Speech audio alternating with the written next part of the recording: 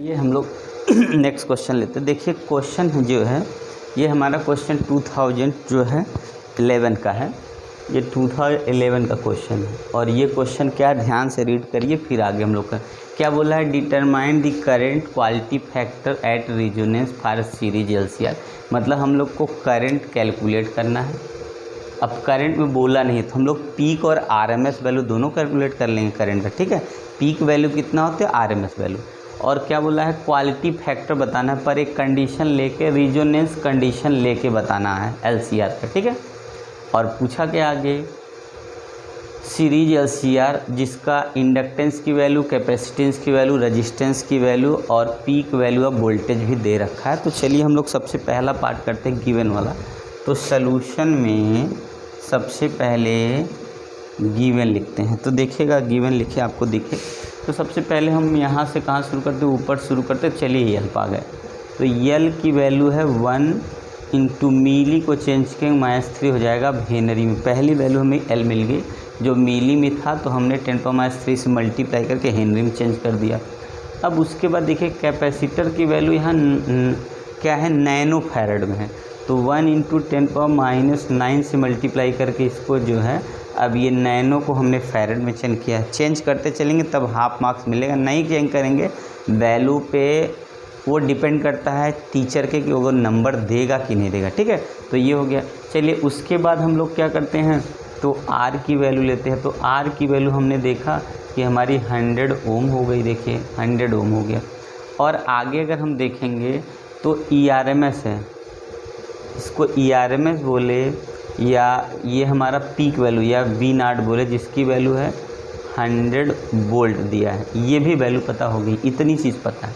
अब देखिए सबसे पहले क्या बोला है, करंट निकालना है। तो करंट का अगर हम फार्मूला देखें, पर रेजोनेंस की कंडीशन बतानी है। तो रेजोनेंस में हम लोग जानते हैं omega L equal to 1/ωc हो जाएगा।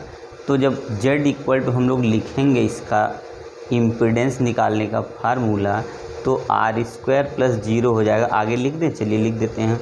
ओमेगा L - 1/ωc का स्क्वायर लिखेंगे और जब ये दोनों इक्वल हो गया इस कंडीशन से, तो इक्वल टू R आ गया, ठीक है। ऐसे में तो अब I की मीन वैल्यू निकालेंगे, पीक वैल्यू निकालेंगे, हमारा कितना हो जाएगा, तो V0 अपान कितना हो जाएगा, तो R हो जाएगा, ठीक है, पीक वैल्यू से। क्योंकि यहाँ लिखा है हैविंग पीक वैल्यू वोल्टेज, तो यहाँ से जो वैल्यू हम इसकी पा गए, तो यहाँ से हमारी वैल्यू कितनी हो जाएगी, तो V0 की वैल्यू कितनी है, तो आप देख रहे हैं 100 है।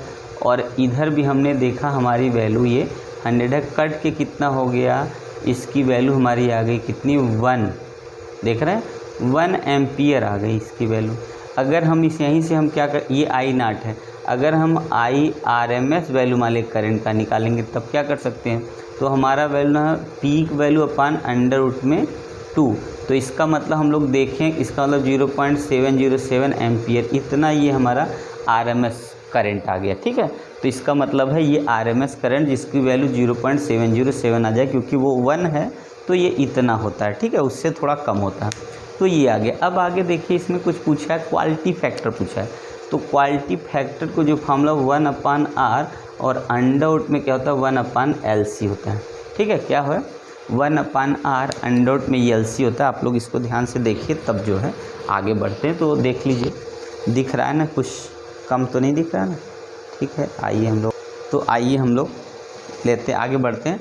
तो देखिए क्वालिटी फैक्टर क्या है हमारा, तो अच्छा देखिए यहाँ पे ये ऊपर L रहता है, ठीक है ना। तो यहाँ पे क्या L/C होता है।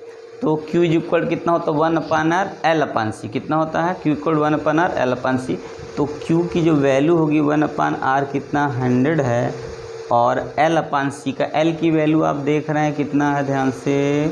तो आप देखें कि आपका 10⁻³ है सीधा, और यहाँ 10⁻⁹ है। अब ये इंटरचेंज हो जाएगा, यहाँ लिखते हैं Q इक्वल टू, अगर हमने देखा तो 1/100 और ये ऊपर जाके हो जाएगा 10⁻⁹, और ये हो जाएगा 10 कितना हमारा हो जाएगा, तो 6 हो जाएगा। अगर इसको और सॉल्व कर ले तो ये हमारा वैल्यू आएगा, देखिएगा इसको और इसमें कोई नंबर तो नहीं था ना, किसी में नंबर नहीं, तो ये हमारा कितना आएगा नियर अबाउट, अगर इसको काटेंगे तो 3 आ जाएगा, यही ना। इसको अगर काटेंगे तो ये कितना होगा, अगर इसको काट देंगे तो ये हमारा 3 हो गया, 10 पावर 3 हो गया, मतलब ऐसे, ठीक है। तो क्वालिटी फैक्टर मान के चलिए हमारा 10 पावर 3 है, ऐसे करिए 1000 कर सकते हैं इसको, ठीक है। तो 1000 की स्क्वायर रूट निकलेंगे नहीं, निकलेगा कितना 10 अपान ये अंडर रूट में 10 हो गया, ठीक है। इसको इससे काट देंगे तो क्वालिटी फैक्टर कितना हो जाएगा हमारा। तो यहाँ से हम लोग क्या देखते हैं कि 10 से अगर ऊपर नीचे मल्टीप्लाई कर देंगे तो यहाँ कितना हो जाएगा, 10 से क्या मल्टीप्लाई करना, यहाँ पे हो जाएगा, इसके नीचे जाएंगे तो ये 10 अपान 100 हो जाएगा, इसको इससे काटेंगे 1 अपान 100 में 10 हो गया यहाँ पे, ठीक है ना। तो देख लीजिए ये हमारा, अब इसका स्क्वायर रूट निकालेंगे तब वैल्यू आएगी, ठीक है ना। देखते हैं आगे क्या है, तो ध्यान से देखिए। तो यहाँ पे देखिए कुछ गड़बड़ है, गड़बड़ क्या वो देख लेते हैं हम लोग। तो देखिए यहाँ पे सबसे पहले मैंने वैल्यू यहाँ रखी, जब यहाँ रखी तो मैंने इंटरचेंज किया यहाँ से यहाँ ले जाने में, तो यहीं मिस्टेक ली। यहाँ पे कितना होगा 9 और इतना कहाँ होगा, यहाँ पे होगा 3, तो बच के यहाँ कितना 6, और 6 का स्क्वायर रूट जब निकलेगा तो हो जाएगा 1 अपान 100, बाहर बाहर है, और ये होगा 10 की पावर 3, मतलब ये हो गया 1000 और नीचे हो गया 100, इसको काट देंगे तो हमारे पास क्वालिटी फैक्टर कितना हो गया 10 आ गया। क्वालिटी फैक्टर इसका कितना 10 आ गया। तो आप लोग ध्यान से वीडियो देख लीजिए, आपको समझ में आ जाएगा। स्क्रीनशॉट ले लीजिए आप, क्योंकि क्वेश्चन आप लोग ऐसा बहुत सा क्वेश्चन देख चुके जिसमें आपको कोई दिक्कत अब नहीं होगी, आप देखते ही क्वेश्चन को लगा सकते, इतना प्रैक्टिस आपका हो गया। तो चलिए हम लोग अब आज के बाद कोई दूसरा चैप्टर लेंगे, ठीक है, जिसका न्यूमेरिकल करेंगे, अब से कोई सेकंड चैप्टर लेंगे। तो चलिए हम लोग आगे बढ़ते हैं।